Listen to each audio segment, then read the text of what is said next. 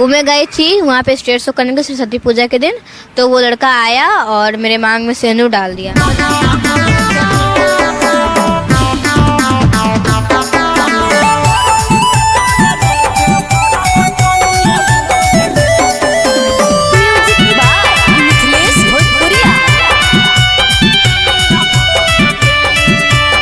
नसाई में हमसे शादी किया ना, तो उसको नसाई में हमको रखना पड़ेगा। हमारा नहीं रखबी तो बोलाइबो मीडिया न्यूज के। हमारा नहीं रखबी तो बोलाइबो मीडिया न्यूज के। मनिया भरली त तोरा रखे बड़ा कनिया भूज के। मनिया भरली त तोरा रखे बड़ा कनिया भूज के। पैसे नहीं रखबी तू नचनिया भूज के। हमारा नहीं रखबी तो बोलाइबो मीडिया न्यूज के।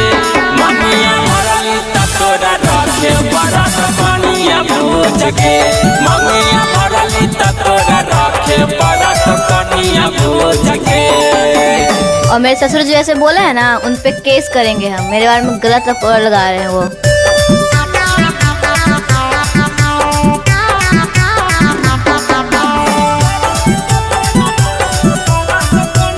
मैं गई थी वहाँ पे स्टेज शो करने के सरस्वती पूजा के दिन, तो वो लड़का आया और मेरे मांग में सिंदूर डाल दिया।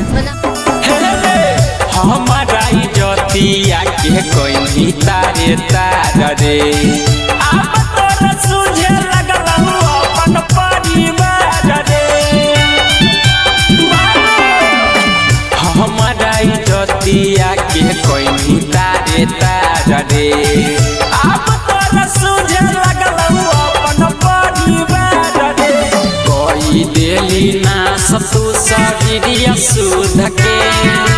कोई देली ना सतु शरीरिया सुध के। मनिया भरली त तोरा रखे बड़ा कनिया भूज के।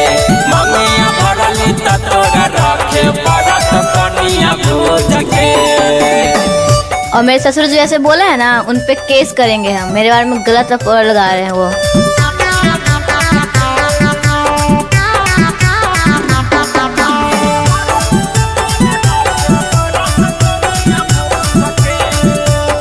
नसाई में हमसे शादी किया ना, तो उसको नसाई में हमको रखना पड़ेगा। पापा तोर लगबे हम गलत इलाज हमरे। ई सब कइला से चलत नहीं काम रे। पापा तोर लगबे हम गलत इलाज हमरे। ई सब कइला से चलत नहीं काम रे। राम प्रीत प्रेमी गावे कहानियाँ कुछ के। राइटर छोटू लिखे सब कहानियाँ कुछ के। मनिया भरली त तोरा रखे बड़ा कनिया भूज के। मनिया भरली त तोरा रखे बड़ा कनिया भूज के।